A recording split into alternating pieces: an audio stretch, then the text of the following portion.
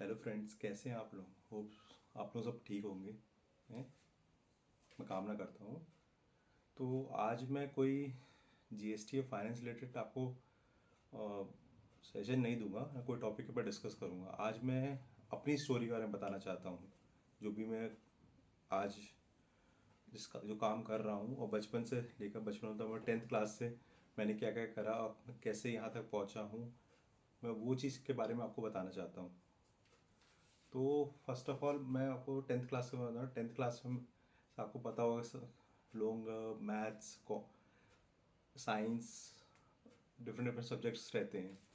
तो मैं साइंस में तो ओके ओके था, बट मैथ्स में मैं अच्छा था। तो उसके बाद मेरे परसेंटेज भी ओके ही आए थे, तो मेरे पास कोई चॉइस नहीं थी कि मैं साइंस लूँ है। और सेकेंड चीज़, मुझे साइंस थोड़ा टफ भी लगता था, तो मेरे को एट लास्ट मेरा ऑप्शन कॉमर्स का ही। तो कॉमर्स में एक्चुअली शुरुआत में थोड़ी डिफिकल्टी हुई, but as I told that मेरा मैथ्स अच्छा था, तो मैंने क्या करा, मेरा अकाउंट्स में थोड़ा सा रुचि इंटरेस्ट ज़्यादा बढ़ा। तो और मेरे अकाउंट्स में मार्क्स भी अच्छे आने लगे 11th क्लास में, क्योंकि मुझे इस 10th में क्या करता, भले मुझे मार्क्स ज़्यादा आए कम आए, बट मुझे प्रॉब्लम सॉल्व करने में बहुत मज़ा आता था, नंबर्स वाइज। सेम चे अकाउंट्स भी थोड़ा नंबर वाइज है, तो मेरे को इंटरेस्ट आया। तो वैसे ही 11th 12th में अकाउंट्स में नंबर अच्छे आए। उसके बाद मैंने बीकॉम भी करा। बीकॉम में भी अकाउंट्स में नंबर अच्छा आया, तो मुझे इंटरेस्ट एक्चुअल में बहुत जाग रहा था उसके बारे में कि क्या जी करना। सेम चीज़ जब मैं बीकॉम कंप्लीट करा, फिर मैंने मैट और कैट का एग्ज़ाम दिया। कैट में मेरा को अच्छा नहीं हुआ, पर मैट में मैंने थोड़ा अच्छा किया था, तो उससे मुझे रमैया कॉलेज मिला, बैंगलोर का। वहाँ पर मैंने पीजीडीएम कोर्स किया, कंप्लीट किया, वो भी कॉमर्स में ही का कॉलेज था वो। उसके बाद मेरी सेल्स जॉब लगी। हुआ क्या था कि मुझे फाइनेंस में जाना था, बट मुझे फाइनेंस मिला नहीं, बट सेल्स था। और सेकेंड चीज़ थी कि मुझे अपनी कम्युनिकेशन भी ठीक करनी थी, क्योंकि मेरे कम्युनिकेशन में थोड़े इशू थे, अभी भी प्रॉब्लम है, बट मैं धीरे धीरे इम्प्रूव कर रहा हूँ। ऐसा आपको वीडियो में पता ही चल जाता होगा कि थोड़ा बहुत इशू है, बट इट्स ओके। मुझे पता है कि मैं कंटिन्यूसली अगर बात करूँगा तो मेरी कम्युनिकेशन इम्प्रूव हो जाएगी। उस समय बहुत ज़्यादा कमज़ोर थी, इसलिए मैं सेल्स में गया, मैंने अपना 100% दिया। मैं टॉप परफॉर्मर भी था, मेरी फर्स्ट कंपनी थी जो उसमें। और मैंने कम से कम 8-9 मंथ्स, ऑलमोस्ट 1 ईयर जॉब किया होगा। उसके बाद हुआ क्या कि मेरी एक कंपनी में जॉब लग गई एज अ अकाउंट एग्जीक्यूटिव ही, इन 2014। तो मैंने वो सेल्स जॉब क्विट करी और फाइनेंस में एंटर कर गया। वो और उसके बाद क्या हुआ, मैं एज अकाउंट एग्जीक्यूटिव, तो उसके बाद हुआ 1 महीने तक क्या हुआ कि मुझे उतना ज़्यादा काम नहीं मिला, ड्यू टू सेवरल रीजंस हैं। बट स्टिल मुझे इंटरेस्ट फाइनेंस में बहुत था, तो पर मैं जाकर रिसर्च करता था कि फाइनेंस होता क्या है, ये वो डिटेल में काम कैसे होता है। मैं पूछता था सीनियर से कि कैसे कैसे मैं काम कर सकता हूँ। मैं आइडली नहीं बैठा, सीखता गया सीखता गया। और सेकंड चीज़, मेरी क्यूरियोसिटी बहुत ज़्यादा थी कि एक्चुअल में जो भी काम कर रहा हूँ उसका मतलब क्या है, ऐसा नहीं बस डेटा एंट्री टाइप से करूँ। ऊपर सेकंड चीज़ है कि मेरा मैनेजर इतना अच्छा था फर्स्ट कंपनी में, वो मुझे जब वो एंटर किया था मेरे बाद आया था, वो जो मेरा रिपोर्टिंग मैनेजर मेरे ज्वाइन में एक 2-3 महीने बाद, वो बोलता कहता are you data entry operator और वॉट है। तो मुझे वो थोड़ा सा हर्ट कर गई, ईगो है कि ये आप ऐसा क्यों बोल रहे हैं। मैंने उनको बोला नहीं, पर इंटरनली, क्योंकि मेरा मैं दिमाग से सोचता हूँ, ऐसा नहीं कि कुछ भी करता रहूँ। तो एट लास्ट मैं उसके बारे में मैं सोचा कि जो भी काम कर रहा हूँ उसके बारे में जानूंगा कि क्यों कर रहा हूँ। ऐसा नहीं कि बस काम कर दिया, उसका लॉजिक नहीं है। तो उसी चीज़ को लेकर मैं काम करता गया। और हुआ क्या कि टोटल 4 ईयर्स में मैंने 4.5 करोड़ रुपीज़ सेव कर लिए टू स्क्रूटिनिटी ऑफ इनवॉइस। पूरे इन्वॉइसेस को डिग डाउन किया कि क्या प्रॉब्लम इशू था। तो अगर मैं उसके बारे में बताऊं, तो डिफरेंट डिफरेंट चीज़ थी।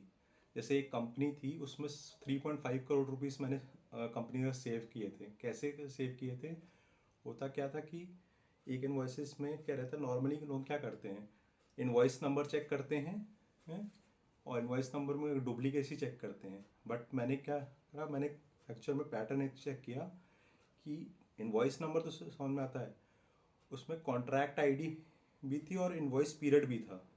तो क्या रहता था कि एक कॉन्ट्रैक्ट आईडी सेम रहती थी, बट उसके इन्वॉइस पीरियड डिफरेंट डिफरेंट होना चाहिए। फॉर एग्जांपल एक कॉन्ट्रैक्ट आईडी है 5 मंथ्स की, तो उसमें जनवरी, फरवरी, मार्च, अप्रैल, मई 5 कॉन्ट्रैक्ट पीरियड होना चाहिए, बट मैंने फाइंड आउट किया कि कुछ कुछ सेम सेम कॉन्ट्रैक्ट पीरियड थे। तो मुझे डाउट हो, तो मैंने क्या किया, पिछले 8-10 साल का पूरा रिपोर्ट बनाया वो चीज़। उस समय मुझे मैंने वो भी मैनुअली पूरा रिपोर्ट बनाया, हर चीज़ फाइंड आउट किया। फाइंड आउट करने के बाद जब मैंने देखा तो डुप्लीकेसी बहुत सारी निकली। उसके बाद मैं गया, मैं उसने फ़ोन में बात किया उस वेंडर से, उनके ऑफिस भी गया और जाकर उनके सीएफओ से बात करके इसको पूरा वन मंथ लगा सॉल्व करवाया। और ऑलमोस्ट 3.5 करोड़ रुपीज़ का हम लोगों ने डेबिट नोट पास कर कर वो नेक्स्ट अमाउंट जो पे करना था उससे डिडक्ट कर कर पे करा। तो यहाँ पर इसका चाहिए। सेकेंड चीज़ थी कि मैंने कुछ बैंक ट्रांजेक्शन्स भी हुए थे। कि हुआ क्या था कि बैंक ने दूसरी बैंक में ट्रांसफ़र कर दिया था पैसा, जहाँ पर मैंने ट्रांसफ़र करना नहीं था। हम लोगों ने ऑनलाइन पेमेंट करी, बट वो गलत जगह चली गई थी। पर वो गलती हमारी नहीं थी, बैंक की गलती थी, क्योंकि वो इंटरनल कुछ फॉल्ट था। उसके लिए 15-20 डेज़ मैंने इधर बैंक ब्रांच में भी जाकर पता किया कि ऐसा क्यों हुआ है। तो वो कहते हैं इंटरनल कुछ टेक्निकल डिफ़ॉल्ट के कारण ट्रांजेक्शन इस तरह का हो गया था। तो मैं कीप ऑन फॉलो अप कर personal visit and follow up mail, follow up call, follow up सब कर कर देखें। मैंने एट लास्ट क्या किया कि वो जो पैसा था अराउंड 66,000 रुपीज़, वो भी बैंक ने हमको रिफ़ंड कर दिया। और सेम पैसा हम लोगों ने फिर वेंडर को वो भी पे कर दिया। तो एक चीज़ ये भी था। एक और वेंडर था, उसमें क्या हुआ था कि वेंडर ने इनवॉइस नंबर सेम थे, वो चाहिए नहीं, इनवॉइस नंबर डिफरेंट थे, बट उसमें भी पीरियड वाइज और कॉन्ट्रैक्ट वाइज डुप्लीकेसी थी। इस तरह से बहुत सारे, तो वो ऑलमोस्ट 10 लाख का बहुत सारे इन्वॉइसेस थे, टोटल वैल्यू 10 लाख रुपीज़ की। तो वो भी मुझे लगा कि फ्रॉड है, डुप्लीकेसी है वो चीज़। तो मैंने उसमें फाइंड आउट किया, परचेज डिपार्टमेंट से बात किया, हर चीज़ सब फाइंड आउट किया कि वो मैनुअल एरर के कारण वो एक्स्ट्रा पेमेंट हुआ है, पहले किया किसी ने किया था। तो मैंने वो फाइंड आउट करके उसको भी होल्ड बचाया। और सेकेंड चीज़ क्या कि वो 10 लाख रुपीज़ सेव हो गए। इस तरह करते करते जब मैंने सब कुछ 4.5 करोड़ रुपीज़ सेव किया था, तो मुझे 2 टाइम स्पॉटलाइट अवार्ड भी मिला था for top performer in company. Second चीज़, जैसा मैंने आपको कल भी डिस्कस किया था टीडीएस और टीसीएस के बारे में, वो 2% रिपेयर्स एंड मेंटेनेंस का बताया था और उसका सर्वर वाले बताया था। वो चीज़ भी उसी समय हुई थी जब मैं ऑडिटर से बात किया था। तो ऑडिटर मुझे एक लंबा चौड़ा मेल किया था कि तुम किस टाइप से अकाउंटिंग करते हो, क्या प्रॉब्लम। तो मैंने उनको बताया था लॉजिक, जैसा मेरे मैनेजर ने सिखाया था मुझे, कि इसका मतलब ये होता है कि 2% TDS भले एट ए कॉन्ट्रैक्टर सब कॉन्ट्रैक्टर में, बट अगर वो नॉर्मल सर्विस हो रही है, मान लीजिए कोई रिपेयर हो रहा है फर्नीचर का, वो उसमें कोई ज़्यादा टेक्निकल वर्क नहीं है, इसलिए 2% TDS कट रहा है। बट अगर सेम चीज़ अगर आप उसमें TDS काट रहे, कोई सर्वर में कोई भी नहीं कर सकता, थोड़ा टेक्निकल नॉलेज होना चाहिए, उसमें 10% कटेगा। वो भी शॉर्ट टर्म ही वर्क है, बहुत लॉन्ग टर्म नहीं है। बहुत ज़्यादा तुम 10 साल लगेंगे, 1-2 साल लगेगा, 6 मंथ्स लगेगा, कॉन्ट्रैक्टेड में आएगा, बट उसमें 10% TDS करेगा। तो इसमें डिस्कशन हुआ फाइनली जाकर ऑडिटर से।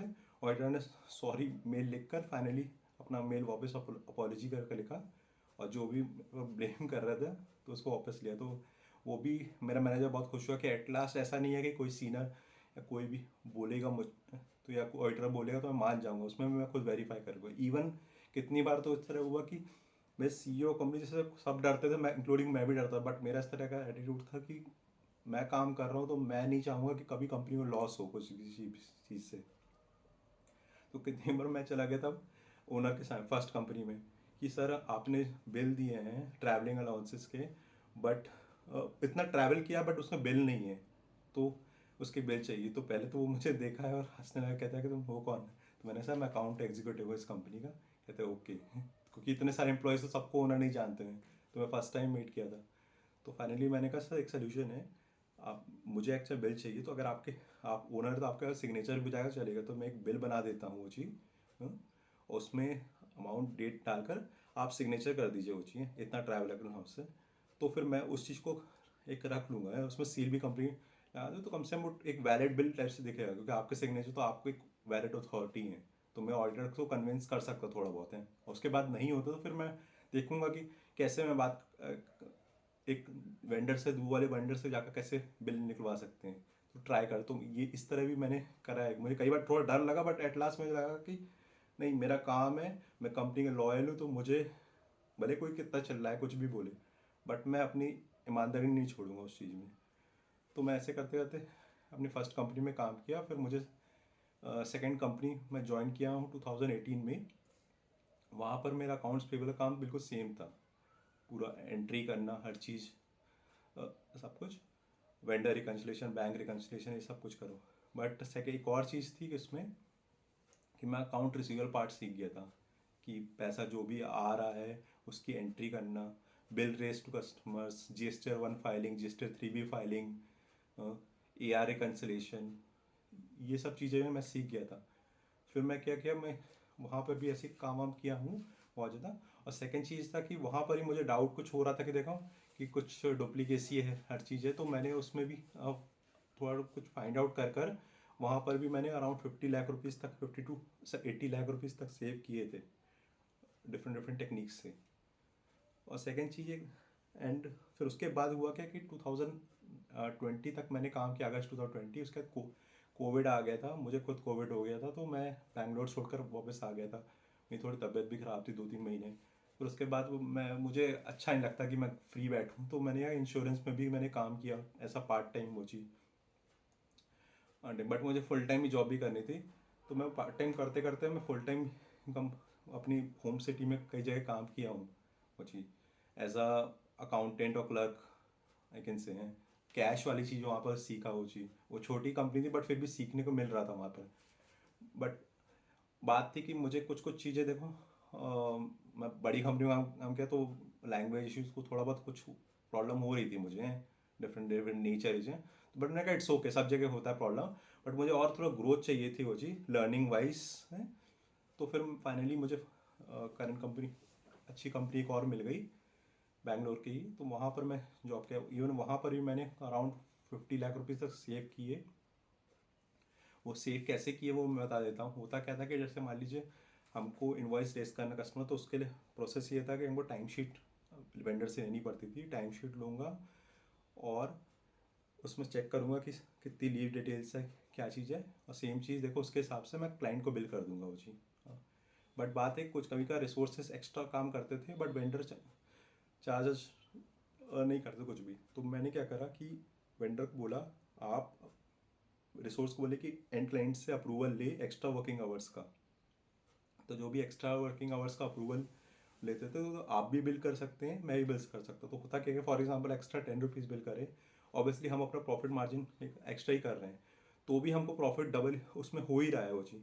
तो वेंडर भी खुश हो गए, हम हमारी कंपनी भी खुश हो गई, क्लाइंट भी खुश हो गए, सब सब खुश हो गए, बिजनेस रिलेशनशिप भी हो गए, और हमारा पैसा भी सेव ही हो रहा है, एक्स्ट्रा बढ़ रहा है। तो मैंने ये भी करा, उससे मेरे ओनर भी बहुत खुश हुआ, मुझे हाइक भी मिली कंपनी में।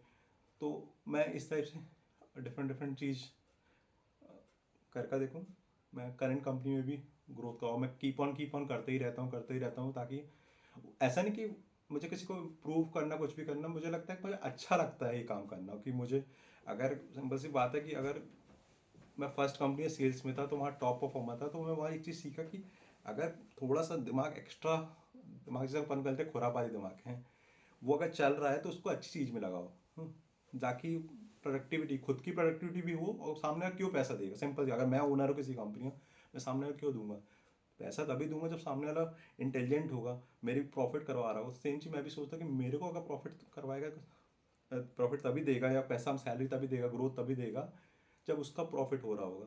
तो सेम चीज़ मैंने भी फॉलो करी, और मेरे को एक सेकंड चीज़ अच्छा भी लगता था। मैं, ये एक चीज़ तो था ही, पर जब मैं करते समय इतनी सारी चीज़ नहीं सोचता था, करते समय मुझे अच्छा लगता था कि डिग डाउन करूँ, और मेरे ईगो वाली बात हो जाती कि मेरे रहते कंपनी को लॉस कैसे हो सकता है किसी भी चीज़ का। तो मैं इसलिए effort effort effort effort continuously डालते ही रहता था।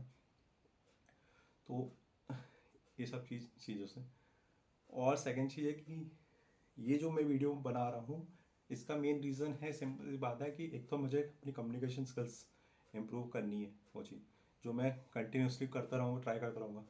और सेकंड चीज़, जो भी मेरे, जो मैं पढ़ाई करता हूँ या कोई भी चीज़ होता है, मुझे एक्सप्रेस करना, मुझे क्योंकि बात करने में अच्छा लगता है, अपनी फीलिंग्स एक्सप्रेस करना, जो भी पढ़ाई कर रहा हूँ कुछ भी एक्सप्रेस करना आप लोगों के थ्रू, ताकि कोई भी एक्स्ट्रा वहाँ पर भी उस साइड भी कोई भी पर्सन है जो भी डरता है कैमरे से, जैसे मैं भी खुद डरता हूँ बहुत ज़्यादा, पर फिर भी मैंने ट्राई कर रहा हूँ कि वो भी देख कर इंस्पायर हो कि ये कर सकता तो वो मैं भी कर सकता हूँ वो चीज़ें एटलीस्ट।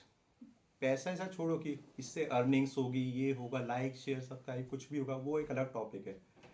फाइनली कॉन्फिडेंस आएगा, तुम लोगों से बात कर सकते हो, वो भी तो अच्छी मैटर कर। सबसे बड़ी बात है कि तुम बात करना सीख जाओगे, ये सबसे बड़ी बात होती है। तो मेरा उद्देश्य ये है। पैसा सब ऑब्वियसली सब कमाना चाहते हैं, बट मेरा खाली पैसा उद्देश्य नहीं है। मेरा उद्देश्य ये है कि कॉन्फिडेंस लाना और सामने वाले को मोटिवेट भी करना कि तुम भी कर सकते हो, जो तुम्हारे अंदर भी कॉन्फिडेंस आ सकता है। तो मैं चाहता हूँ मैं भी ग्रो करूँ, आप भी ग्रो करें, दोनों ग्रो करें। और अगर उसके साथ देखो हर बाकी चीज़ भी ग्रो हो रही तो बहुत अच्छी बात है। तो मैं ये चाहूँगा कि सब लोग ग्रो करें। तो ये and I want to make this world a better place for living. So thank you so much for today.